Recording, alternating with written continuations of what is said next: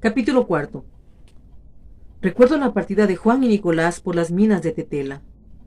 Un mes entero duraron los preparativos. Blandina, la costurera, llegó una mañana, provista de sus lentes y su cesto de costura. Su cara morena y su cuerpo pequeño reflexionaron unos momentos antes de entrar en el cuarto de costura. «No me gustan las paredes. Necesito ver hojas para recordar el corte», aseguró con gravedad y se rehusó a entrar. Félix y Rutilio sacaron la máquina Singer y la mesa de trabajo al corredor. «¿Aquí está bien, doña Blandina?» La costurera se sentó con parsimonia ante la máquina, se ajustó los lentes, se inclinó e hizo como si trabajara. Luego levantó la vista consternada. «No. Vamos allá afuera, frente a los tulipanes.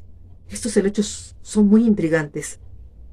Los criados colocaron la máquina de coser y la mesa frente a los macizos de tulipanes. Blandina movió la cabeza. «Muy vistosos», dijo con disgusto. Félix y Rutilio se impacientaron con la mujer.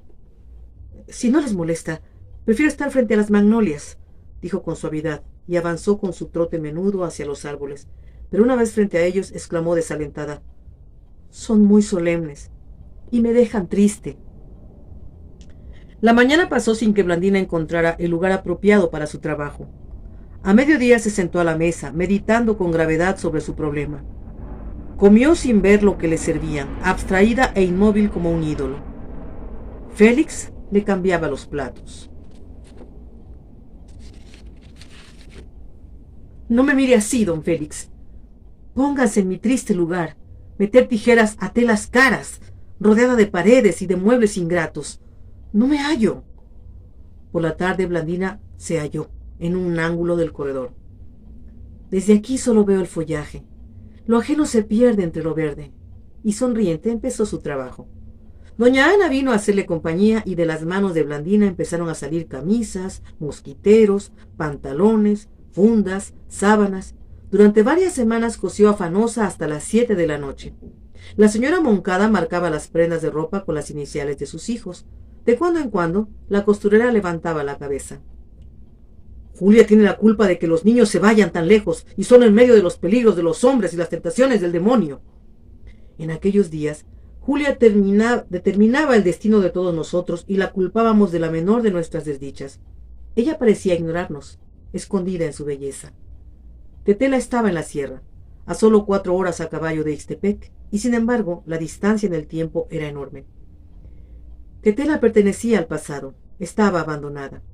De ella solo quedaba el prestigio dorado de su nombre, vibrando en la memoria, como una sonaja y algunos palacios incendiados. Durante la Revolución, los dueños de los minerales desaparecieron y los habitantes, pobrísimos, desertaron de las bocas de las minas.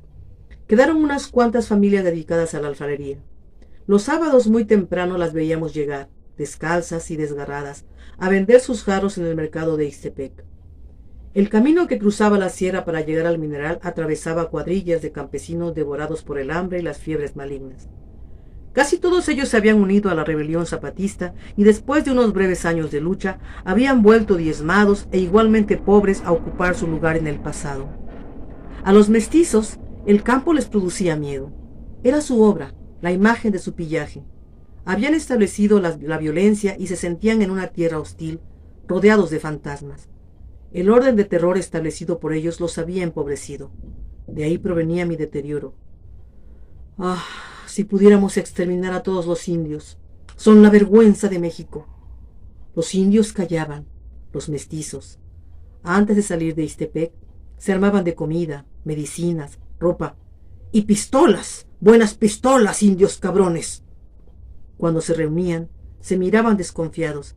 Se sentían sin país y sin cultura, sosteniéndose en unas formas artificiales, alimentadas solo por el dinero mal habido.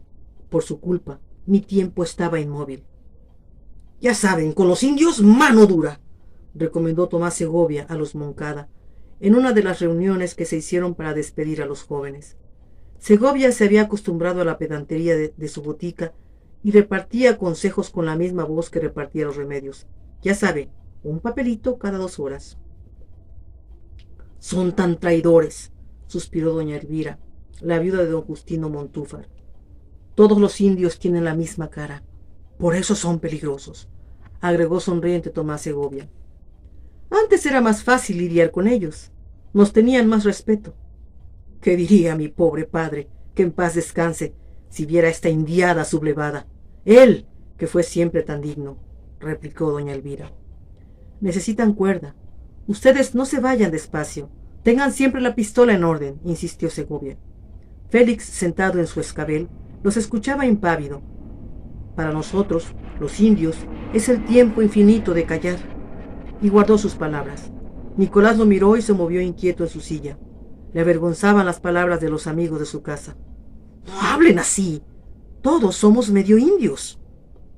Yo no tengo nada de india, exclamó sofocada la viuda.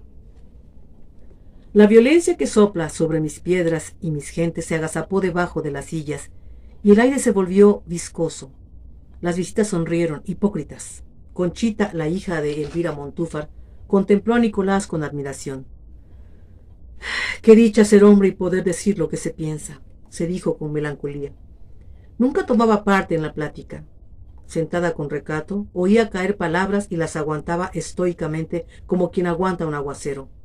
La conversación se volvió difícil.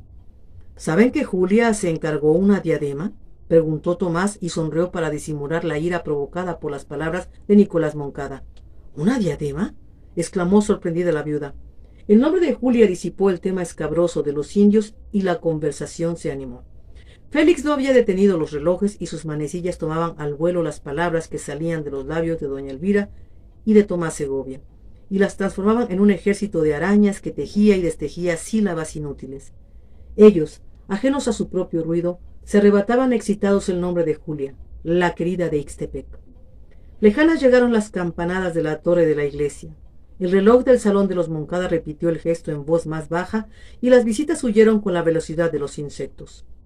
Tomás Segovia acompañó a doña Elvira y a Conchita a través de mis calles oscuras. La viuda aprovechó las sombras para hablar del tema favorito del boticario, la poesía.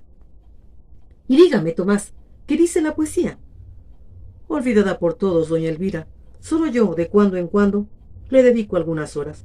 Ese es un país de analfabetos, contestó el hombre con amargura. ¿Qué se creerá este?, pensó enojada la señora y guardó silencio.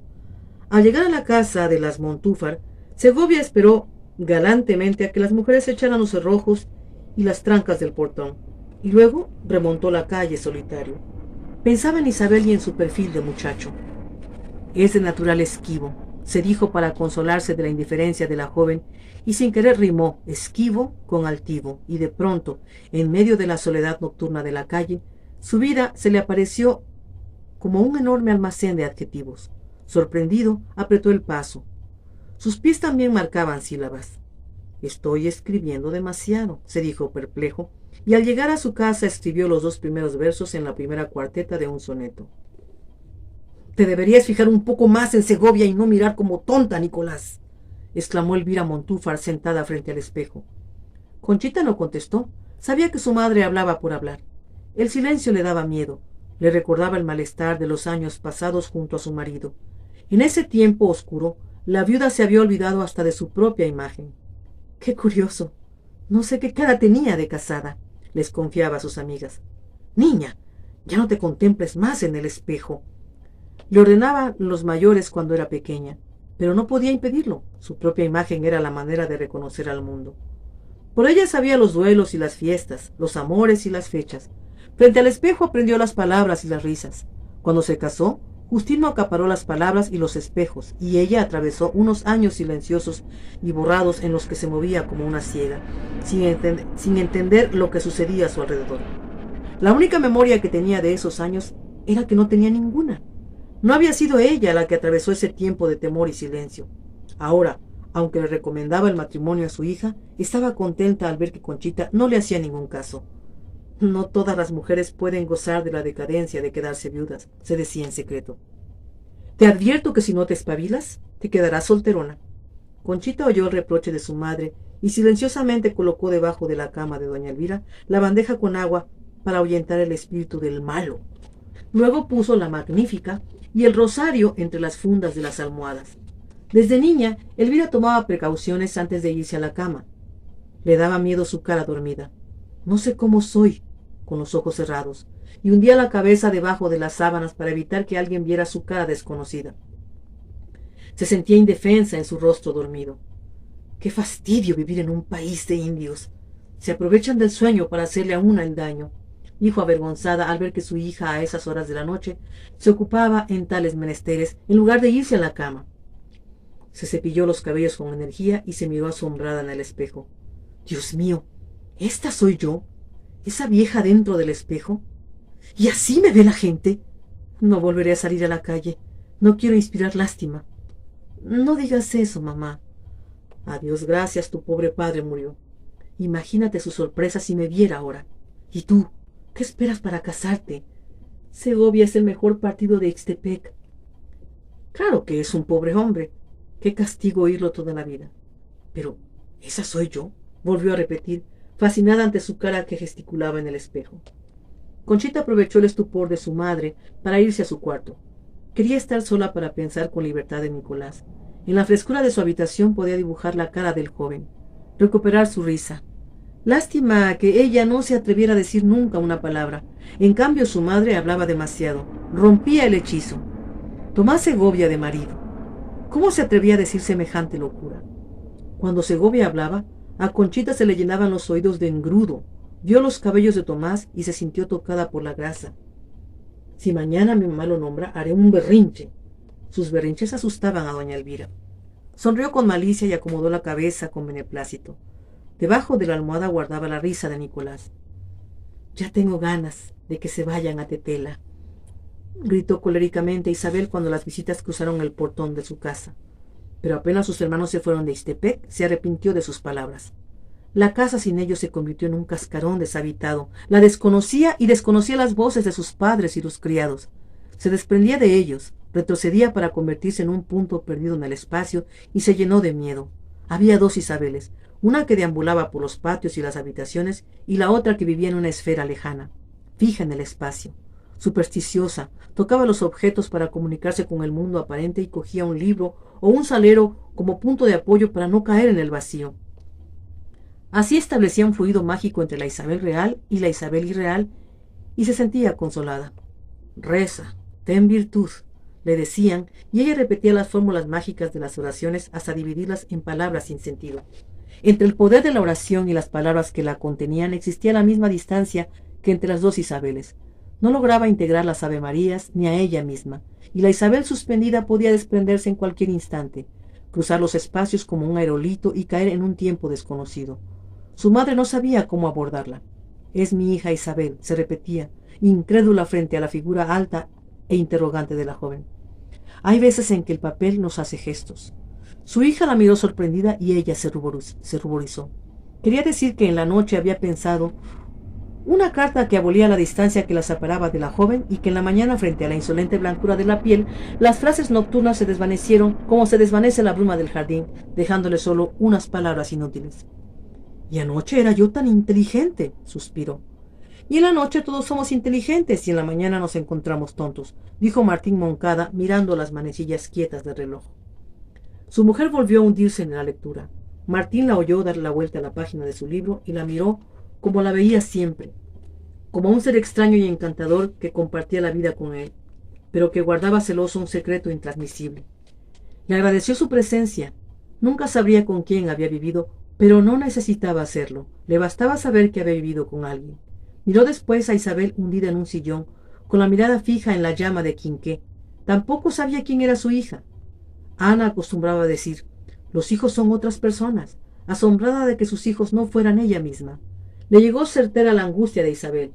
Félix y su mujer, obstinados y quietos junto a sus quinqués, parecían desconocer el peligro. Isabel podía convertirse en una estrella fugaz, huir y caer en el espacio sin dejar huellas visibles de sí misma, en este mundo donde solo la grosería de los objetos toma forma. Un aerolito es la voluntad furiosa de la huida, se dijo, y recordó la extrañeza de sus moles apagadas, ardidas en su propia cólera y condenadas a una prisión más sombría de lo que habían huido. La voluntad de separarse del todo es el infierno. Isabel se levantó de su sillón. Le encontraba agresivo. A ella no solo el papel, la casa entera le hacía gestos. Dio las buenas noches y salió de la habitación. Hace ya 7 meses que se fueron. Olvidaba que sus hermanos venían a veces a Ixtepec, pasaban unos días con ella y luego regresaban a las minas de Tetela. Mañana le pediré a mi padre que los traiga, y se echó la sábana encima de la cabeza para no ver la oscuridad caliente y las sombras que se integraban y se desintegraban en millares de puntos oscuros, haciendo un ruido ensordecedor. Nicolás también languidecía lejos de su hermana. En sus viajes de regreso a Ixtepec, al cruzar la sierra seca y árida, las piedras crecían bajo los cascos de su caballo y las montañas enormes le cerraban el paso. Cabalgaba callado. Sentía que solo la voluntad lograría abrirle un camino en aquel laberinto de piedra. Sin la ayuda de su imaginación, nunca se llegaría a su casa y quedaría aprisionado en las murallas de piedra que le hacían signos maléficos. Juan cabalgaba a su lado, contento de volver a la luz de su cuarto, a la tibieza de los ojos de su padre y a la mano ascética de Félix. Es bueno volver a casa. Cualquier día no vuelvo más, prometió Nicolás con rencor. No quería confesarse que en sus vueltas al pueblo temía encontrarse con la noticia del matrimonio de su hermana y que en ese temor inadmisible lo atormentaba. Y pensar que su padre los había enviado a las minas, no por su creciente pobreza, sino para obligar a su hermana a aceptar un marido. Isabel es traidora y mi padre es infame. ¿Te acuerdas de cuando me ahogaban en la poza? Sentía como ahora, con esta noche tan oscura encima de mí, contestó Juan asustado con las palabras de su hermano. Nicolás sonrió. Entre él y su hermana echaban a Juan a una poza de agua profunda y luego luchaban para salvarlo. Lo rescataban a riesgo de sus propias vidas y volvían al pueblo con el ahogado a cuestas, mirando a las gentes desde la profundidad de su secreto heroísmo. Eso pasaba cuando los tres compartían la sorpresa infinita de encontrarse en el mundo. En aquel tiempo, hasta el dedal de su madre brillaba con una luz diferente mientras iba y venía, construyendo abejas y margaritas. Algunos de esos días habían quedado aparte, señalados para siempre en la memoria, colgados de un aire especial. Luego el mundo se volvió opaco. Perdió sus olores penetrantes. La luz se suavizó, los días se hicieron iguales y las gentes adquirieron estaturas enanas. Quedaban todavía lugares intocados por el tiempo, como la Carbonera con su luz negra. Años atrás, sentados en montones de carbón, oían estremecidos las balaceras de los zapatistas en sus entradas al pueblo. Allí los encerraba Félix mientras duraba la invasión de los guerreros. ¿A dónde se iban los zapatistas cuando dejaban Ixtepec? Se iban a lo verde, al agua, a comer elotes y a reírse a carcajadas después de jugar unas horas con los vecinos. Ahora nadie venía a alegrar los días. El tiempo era la sombra de Francisco Rosas. No quedaban sino colgados en todo el país. Las gentes trataban de acomodar sus vidas a los caprichos del general. Isabel también buscaba acomodarse, encontrar un marido y un sillón donde mecer su tedio. Muy tarde en la noche entraron en Ixtepec. Isabel los ayudó a desmontar. En el comedor estaban sus padres esperándolos. Félix les sirvió una cena casera que los hizo olvidar las tortillas azules y el queso añejo de Tetela. Inclinados sobre la mesa, los tres hermanos se miraron reconociéndose. Nicolás hablaba solo para Isabel. Don Martín los oía desde lejos. «Si no quieren, no vuelvan a la mina», dijo el padre en voz baja. «Martín está en las nubes». «Sabes que necesitamos ese dinero», contestó sobresaltada su mujer. El señor guardó silencio. «Martín está en las nubes». Era una frase que le repetían cada vez que cometían un error. Pero, ¿acaso violentar la voluntad de sus hijos no era un error más grave que el perder un poco de dinero? No entendía la opacidad de un mundo en cuyo cielo el único sol es el dinero. «Tengo vocación de pobre», decía como excusa para su ruina progresiva. Los días del hombre le parecían de una brevedad insoportable para dedicarlos al esfuerzo del dinero. Se sentía asfixiado por los cuerpos opacos, como llamaban al círculo que formaba la sociedad de Ixtepec. Se desintegraban en intereses sin importancia. Olvidaban su condición de mortales. Su error provenía del miedo. Él sabía que el porvenir era un retroceder veloz hacia la muerte, y la muerte, el estado perfecto, el momento precioso en que el hombre recupera plenamente su otra memoria. Por eso olvidaba la memoria de el lunes haré tal cosa, y miraba a los eficaces con asombro. Pero los inmortales parecían satisfechos en su error y a veces pensaba que sólo él retrocedía a aquel encuentro asombroso. La noche se deslizaba sin cesar por la puerta abierta al jardín. En la habitación se instalaron insectos y perfumes oscuros. Un misterioso río fluía implacable y comunicaba al comedor de los Moncada con el corazón de las estrellas más remotas. Félix retiró los platos y dobló el mantel. El absurdo de comer y conversar cayó sobre los habitantes de la casa y los dejó inmóviles frente a un presente indecible. «Yo no quepo en este cuerpo», exclamó Nicolás vencido, y se tapó la cara con las manos como si fuera a llorar. «Estamos cansados. dijo Félix desde su escabel. Durante unos segundos la casa entera viajó por los cielos, se integró en la Vía Láctea y luego cayó sin ruido en el mismo punto en el que se encuentra ahora. Isabel recibió el choque de la caída, saltó de su asiento, miró a sus hermanos y se sintió segura. Recordó que estaba en Ixtepec y que un gesto inesperado podría reintegrarnos al orden perdido. Hoy volaron el tren. Tal vez lleguen. Los demás la miraron, sonámbulos, y las mariposas nocturnas continuaron su vuelo polvoriento alrededor de los quinqués. Fin del capítulo 4.